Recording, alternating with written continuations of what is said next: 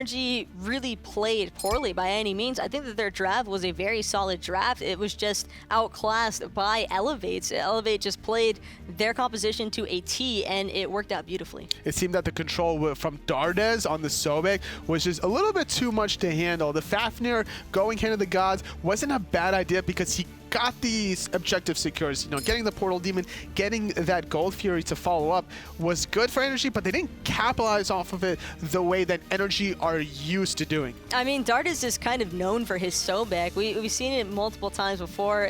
He didn't opt for the pluck this time on the Sobek, which I think that's a really fun playstyle that Dardes likes to bring out. It's kind of one of his signature moves, but either way, he did have a lot of control. NRG felt the same way that we do, and that Sobek was definitely a problem. It's not a god that's the most popular right now in the SPL, at least. We're looking at Terra, we're looking at Fafnir, we're looking at maybe even some warrior supports here and there, depending how frisky you're feeling, but the Sobek cannot be denied with how much control he can bring to a team fight. It's not just the ability to get one person behind enemy lines, but it's also the ability to chase people down with almost a free horrific emblem with lurking in the water. Agreed, and with that in mind, with these bans coming through, Camazot's actually going to be the secondary choice for Elevate, and NRG actually having the first pick.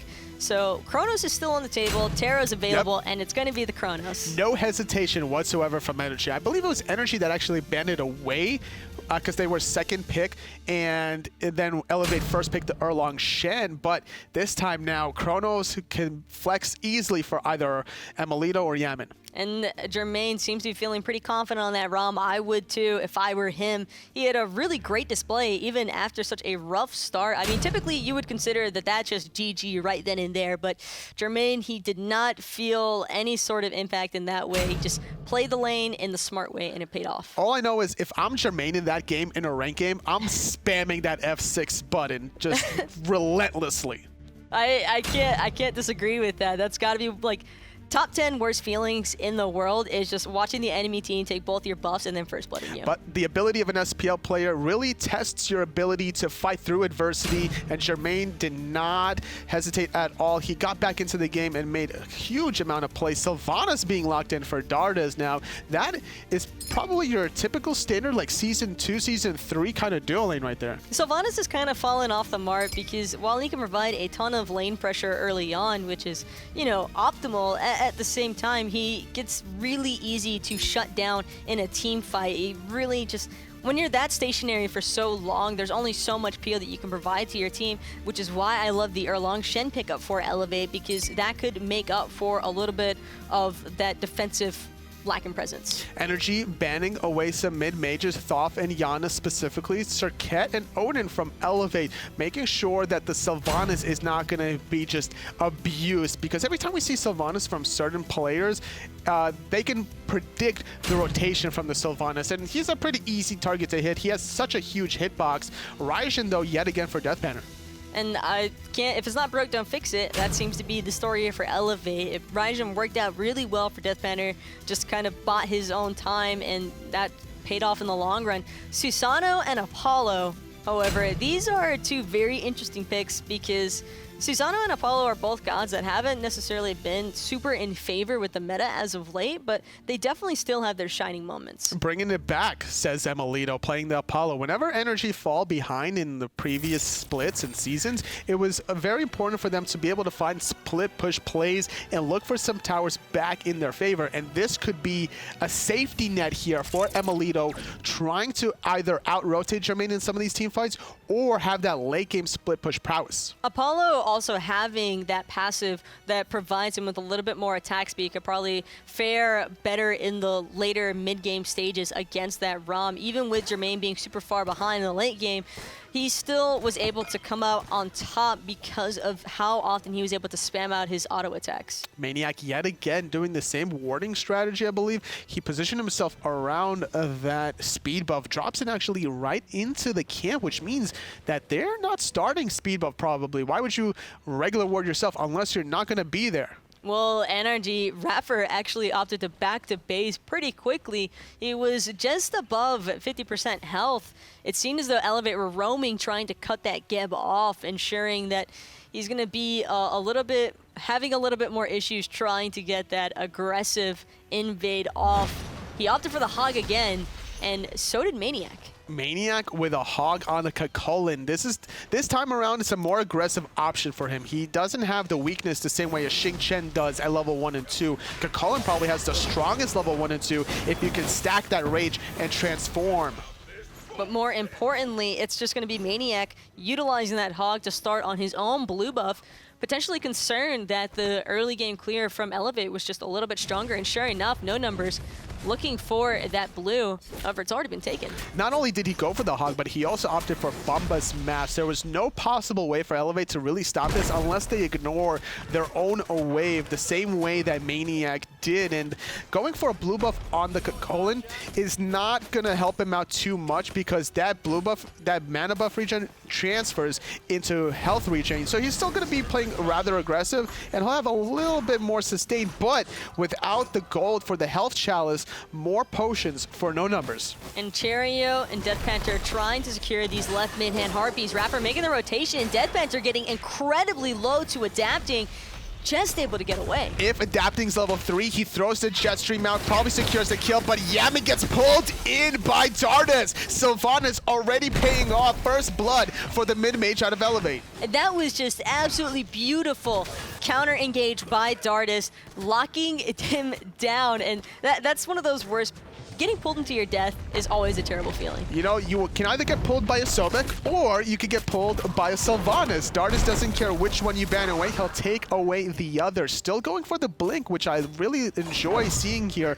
Seeing an aggressive Sylvanas to set up for your team is a very aggressive option, and Elevate really thrive off of Dardas' plays. Another aspect I'm really loving from Elevate as well is because he's got such heavy aggression on the Sylvanas, the clear is strong enough. Rapper does have his Hog available. He should be able to he got pulled. Lock that one away. It reset.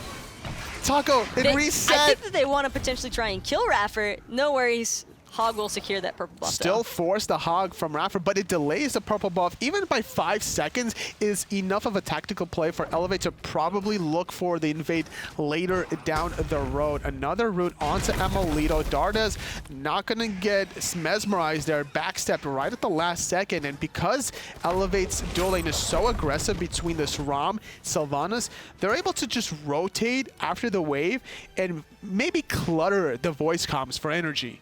That's always one thing to keep in mind, but for me, it's just putting so much emphasis onto the dual lane. I love how Dardas opted to start with Jermaine this time just to ensure that they don't lose any buffs. Cherio gonna get slightly poked out. Doesn't really have the mana, but he's not too worried considering that that mid wave was already cleared for Elevate.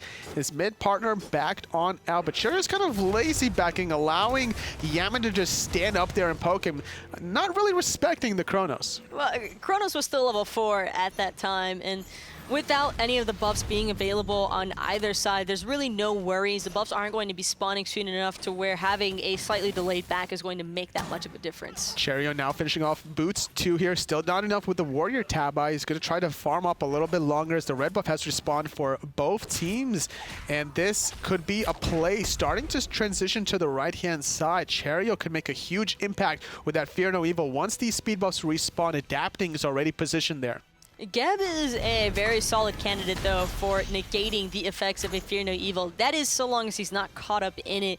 Early on, Geb not necessarily the tankiest god in the world, despite how efficient he can be at this later on. So for me, I feel as though Elevate might want to place a little bit more emphasis onto ensuring that Raffer gets as far behind as possible so he can't be as much of a utility factor for NRG. But how far behind is too far behind? Now, obviously, you don't want to get CC'd on top of the Fear No Evil either, but you have to be somewhat close to look for some plays. Raffer with the Hog means that he's not going to have that blink until level 12, if that's even the option that he goes for.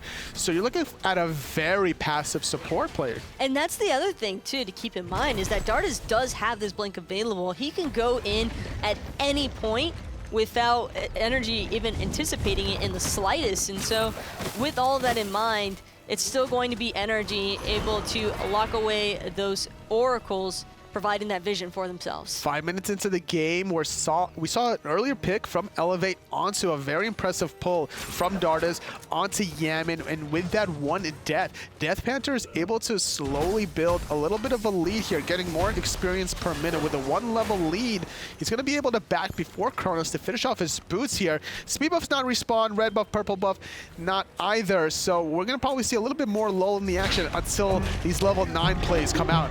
Not just yet. Raffer trying to get away with stealing those back harpies from Elevate. Cherio caught out his dash, and without having a shield available just yet, cooldown just came up. Doesn't matter. Jermaine still killing the Rock. The risk versus reward. Positioning yourself to steal a back left harpies against a jungler that has Fear No Evil, there's almost no chance you get out alive. Hog value. That's the thing to keep in mind. Unfortunately, Raffer didn't have traveler shoes either, so he doesn't fully benefit with an extra 30 gold to boot. Well, he's trying to be more resilient here, going for these reinforced shoes instead. He's going to have more crowd control reduction if he does get caught in some of the CC chain, but is it really going to be enough? Maniac, though, taking a little bit of more poke than he would want to. No Numbers really abusing the Chalice versus no Chalice for Maniac. And No Number is finally having some fun in the Soul Lane side, knowing that adapting isn't hovering around it quite as often, and because of that, just gives him more of an opportunity to play just a little bit more aggressive against Maniac. Something that I've noticed this set, at least, was the non-plays almost from adapting thus far. He's already level 8 on the Susano, and normally he's been rotating around in the previous splits, always looking for picks and any opportunities, but it seems that he's kind of taken a step backwards and waiting for the plays to kind of come to him. I like that ward vision placement, though, from it was either adapting or Yaman. Either way, ensuring that they can see who's trying to make a gank around that corner is really imperative when you are against a Hunbats and a Sylvanas with Blink.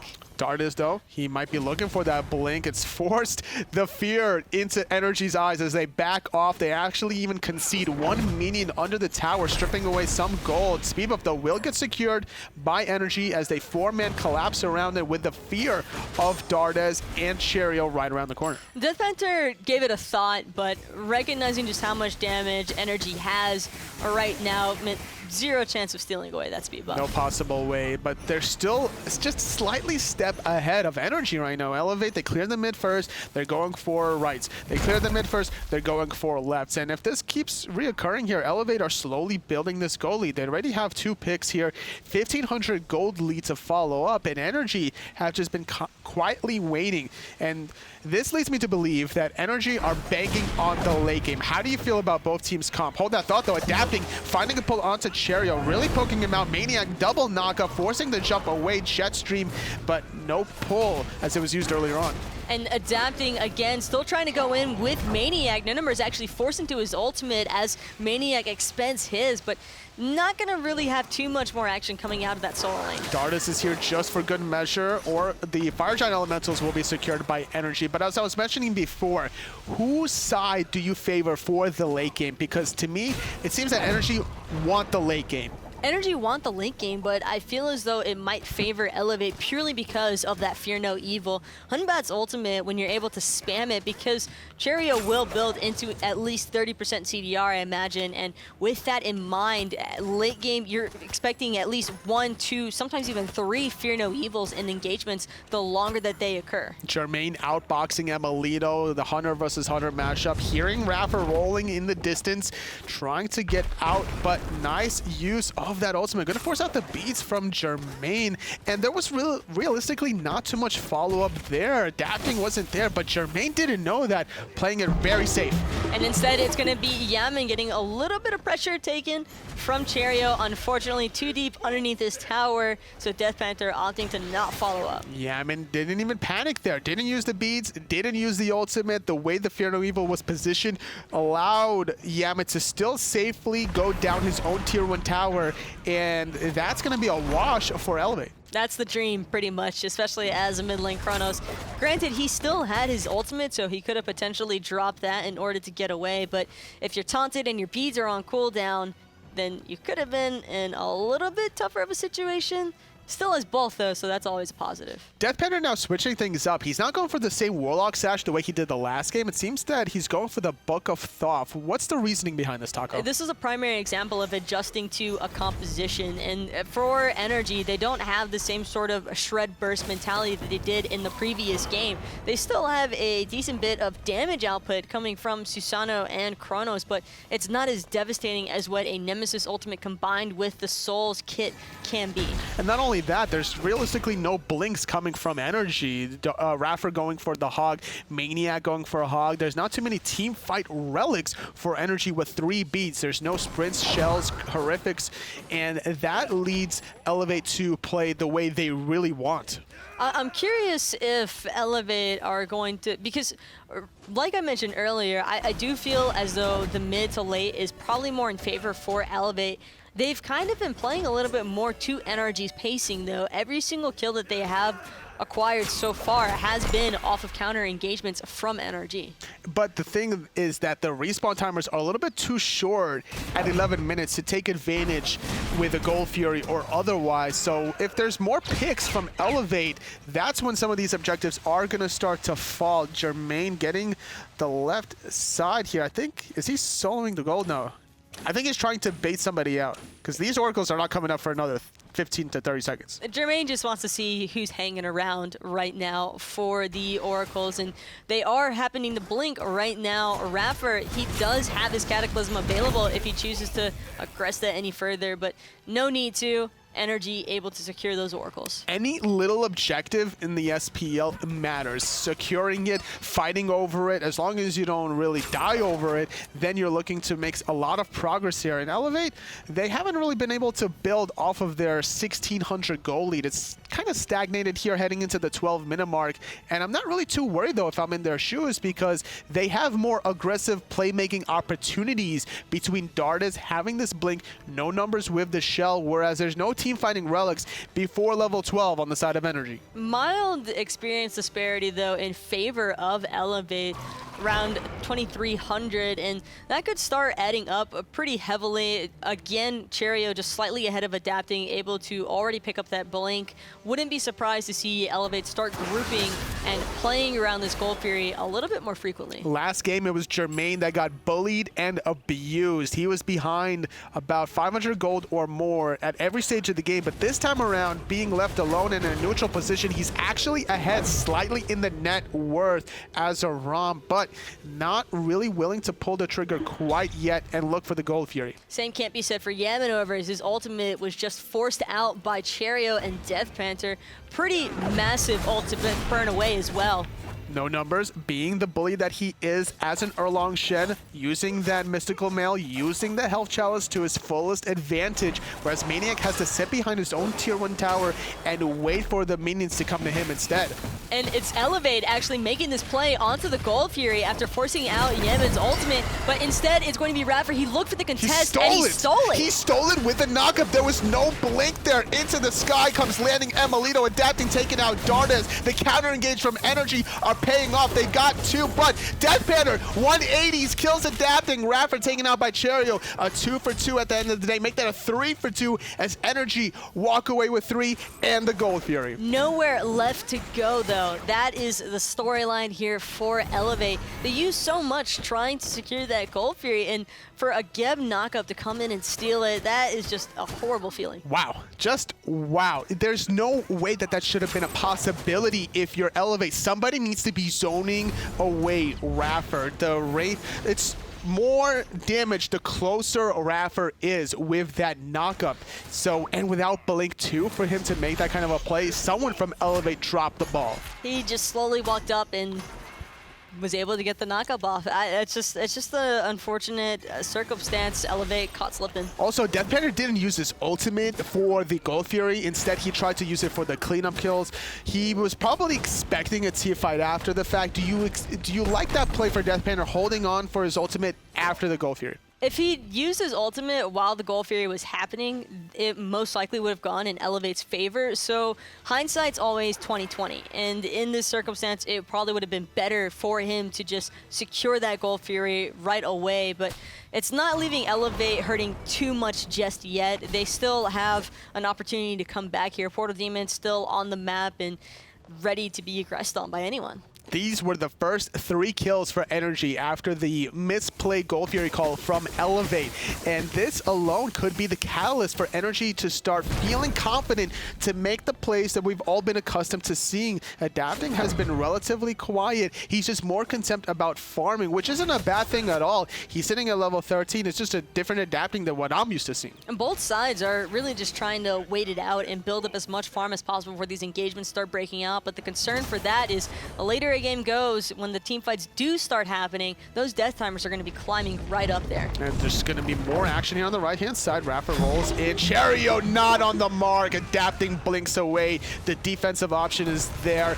And Yaman trying to get off some more damage. Great play from Adapting. Just a beautiful read, completely new, right exactly when Cherio was planning on going in as well. The blink for the blink. That's how you know that Adapting is just such a high caliber player that he could use that blink in instant response. Now, to be fair, a Fear No Evil in online is a little bit easier to kind of get away from here. But Maniac, though, is actually taking a lot of damage as No Numbers gets knocked up by that ultimate. Dardas is making the rotation, doing a lot of damage, but Yaman rewinds away. And he's full health right again, ready to chase down Death Panther, taking a little tick of damage from that time rift, and now Rapper going in with the Blink Cataclysm, still looking to try and find some CC onto Death Panther. He will be slowed by the rollout by Geb, and now Adapting actually able to catch up. Ultimate being expended, and Death Panther actually finds Maniac. Doing a lot of damage on the books here, 1 for 1 at the end of the day. Solo for solo. Rapper, though, could get turned on here. He does knock up Dardas, but the roll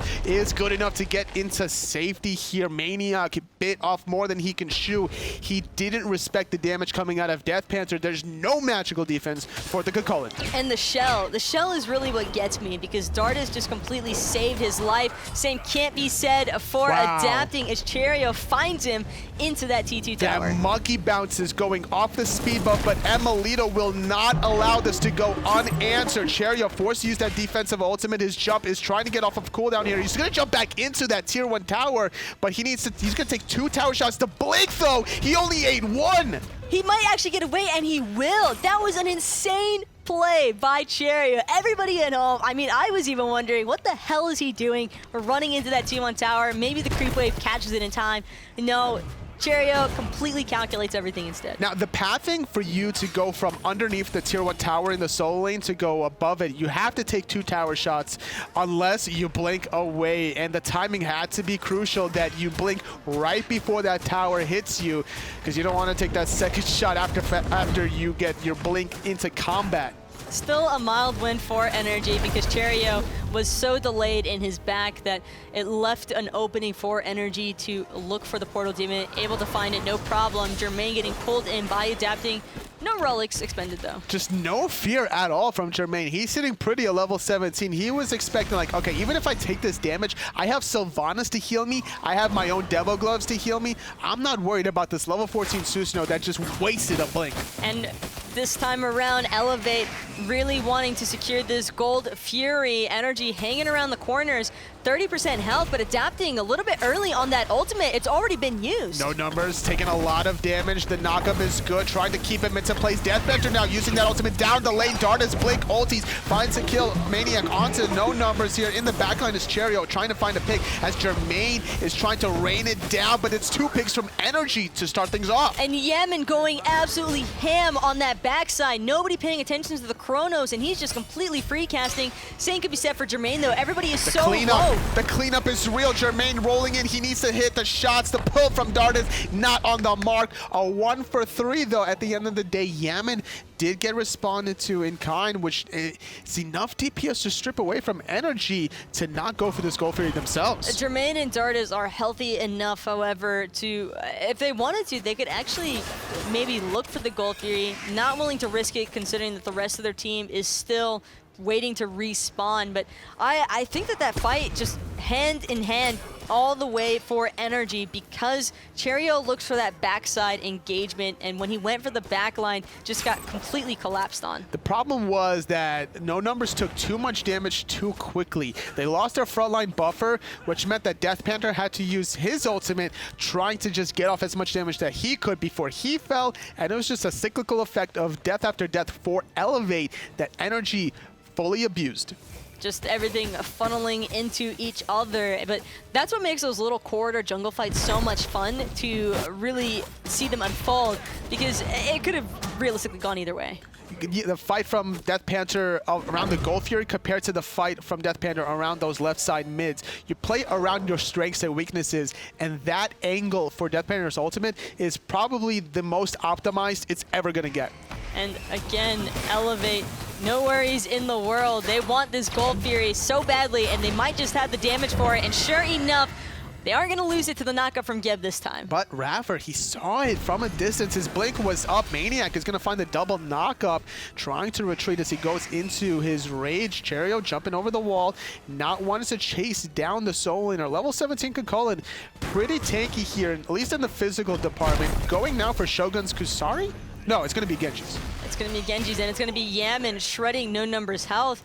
He does have his T1 tower to fall back to, so not really too concerned. And Cherio hovering around the solo lane side now, just really trying to make sure that nothing too bad happens for Elevate. Nothing too bad on the left-hand side either, as Jermaine just now hitting level 19. Tier 1, though, was stripped away by Emilito earlier on, but on the flip side, Cherio trying to defend his Tier 1 on the right, adapting, using his offensively, while Yaman uses his defensively. Dart is off the mark with a pull, not wanting to try to get that ultimate off, using the sustain, but we could see more action as Emilito is still in his chariot, just lurking around. Emilito's waiting for the call from his team to go in, and Jermaine, he's finally starting to make his way over after having to try and defend the T2 tower from the split push by Apollo. Still pressing on is Elevate. They're not really deterred the fact that they lost their Tier 1 tower. They have the sustain from Dardas to be able to keep pushing, but Cherio used his ultimate. However, there was 3 ultimates from NRG that were used, so numbers advantage goes to Elevate if they wanted to try to respond with a Tier 1 of their own. Yaman's kind of been the silent sleeper of this game for me. He's just been finding those kills on the Chronos, locking away those bounties, and then backing off with the ultimate. That's kind of just what you want to happen from a Chronos. And a nice build from him to follow suit, because he has Book of the Dead, giving himself 2 extra 100 health, giving him the potential to build more of a shield in his maximum health with the lifesteal, and that's going to synergize very well with his ultimate, because sometimes when you're using Rewind, you're going to be a sitting duck for every single in-hand ability. The problem for Elevate is that if they don't catch Yaman with his Purification beats down and Raffer not by his side, it's going to be really difficult to find the kill onto the Chronos because of the Rewind, because of the actives, and Book of the Dead, anytime you're able to get away with this item, it is so difficult to play into due to that lifesteal potential. And as the game progresses, so will the stacks and passive of the Chronos. Sitting at a lot of rotations here. Cherio blinking in, uses that Fear No Evil. Emilito, though, is just going to beat and keep chipping away. Portal Demon sitting less than 25% health. Maniac presses forward in the backhand side, but it's actually adapting in a lot of trouble. But it's not adapting, still not out of danger just yet. Jermaine's up in the air. He's able to find the second shot onto adapting. Third shot landing off onto Maniac potentially. Just really looking to force NRG out of this Fire Giant pit. They want the Portal Demon. They're going to secure it for themselves as well. Dardas going to find Yaman rooted, and No Numbers with a kill. Second pick for Elevate. This could be the moment that they secure themselves the first Fire Giant of game number 2. And it's looking like a solid objective for Elevate. Absolutely nobody left to contest from NRG except for Raffer. The pull is good. They found Raffer. Mistakes. He's not going to get rooted. He finds the knockup. The rollout is not being used yet. The shield buying him some more time as Jermaine secures the Fire Giant. Third pick of NRG is down. Is this the moment that Elevate break away from being the split monsters? If this is their main opportunity to do so. I've never seen such clean gameplay consistently from Elevate, and I'm just so happy watching this unfold. Dardes has just been on point with his rotations and his positioning, not allowing Grapher to get into the objective steal and potential this time around. You know, Elevate has learned their lesson from that first Gold Fury steal. That's just what I was thinking as well. They did not allow for Raffer to come anywhere near that Fire Giant. They did not care about his hog. They did not want any interference from the knockups. That was absolutely beautiful decision-making by Elevate. No numbers, just installing the fear into Emilito, doing a half mink, canceling it out, but still forcing the dash from Emilito. And now, with Elevate having this Fire Giant for another 2 minutes and 55 seconds, they have plenty of time here, Taco, to get these last 3 towers from NRG. They still have to be cognizant, though, of Emilito since he is playing the Apollo. And again, it's NRG. They're never really a team that you can count out quite yet. No matter how abysmal things might be looking for them, it does not matter. They are a very seasoned team that has come back from probably a couple of worst games. They've managed to find the wins. Granted, Elevate is just playing so clean. It has been such a refreshing performance by Elevate. This has been probably their best set that I can remember in a long time. And a lot of this, again, is kind of just, I think this game is banking pretty heavily onto Jermaine. Jermaine has just been shining on this ROM, securing the in-hands that have been shredding away at Raffer and Maniac. And preventing the split push in the duo lane is Elevate, as they're the ones sieging this down. There is no split push coming out of Emilito. Instead, he's trying to get whatever farm he can, leaving the tier 2 left alone on the left-hand side, though. Maniac trying to do what he can as Emilito sits pretty in a 1v2. He actually dashes onto Cherio. And he's looking for the kill. Cherio trying to get away now from Adapting. He's got the speed buff, able to jump over Adapting's ultimate, jukes out Emilito. Death Panther actually finding Adapting on the backside. Emilito finally killing the monkey, but will it make a difference? Where is he gonna go? He's gonna get chased down. No numbers right by his side, while the rest of Elevate is gonna try to zone away NRG. There is no tower to retreat. Yaman gonna get safely into the rewind here. Jermaine taking a little bit of poke, but it's Death Panther that takes out Raffer. Elevate are not done yet. They're gonna take out Maniac to follow suit. At the end of the day, it was a 3-for-1, but guess what? No numbers. He's still chasing down Emilito. He just doesn't want to let Emilito back, and if Emilito can't back and without having an ultimate, that just means that Elevate can freely secure one of these Phoenixes, most likely the mid one, since they already have a creep wave there. And Yaman, he's got plenty of damage, but how do you expect to deal damage when your front line's missing? That's true. Not having that frontliner is going to be difficult, but it's going to be easy when there is no frontline for NRG to defend this. Yaman doesn't have rewind. The crits are coming through. 3 crits was all that was needed as Jermaine takes out Yaman. And we saw Jermaine last game building the pen-oriented build, knowing that he was prioritizing his auto attacks off onto Raffer and Maniac. This time recognizing the hyper carries available for NRG, a little bit more squishy, meaning that he can just completely shred through them with the crit. Fire Giant buff about to fizzle away in 15 seconds for Elevate. Over 12,000 gold lead for the Chaos side. This is looking so strong here for Elevate. I just don't see how NRG can get back into this one. The possibility is still there. I can't count out a huge Geb Cataclysm coming up, and then Emilito and Yaman. That's really the 2 key components for this draft right now from NRG. And really, I just haven't seen it from Adapting this game. This is probably one of the only games I've seen from Adapting recently where he just hasn't made a difference. Adapting was playing very counteractive in the early portion of the game, trying to make some plays happen in the later stages there. Was not on the mark with some of his abilities as he was chasing down Cherio, as Emilito had to clean up the Hunbats. But do you think Adapting was trying to be too spicy with this Susanoo pick, or do you think it fits very well with this comp? I think it fit in with the mentality that they had behind their composition of let's force out the actives, leave an opening for Raffer and Maniac to work their way into the back line and get off the CC necessary to come up on top in team fights. Elevate just did it better. It just seems that way with the kind of a goal lead that they've built. Fire Giant has respawned. Elevate are all around it.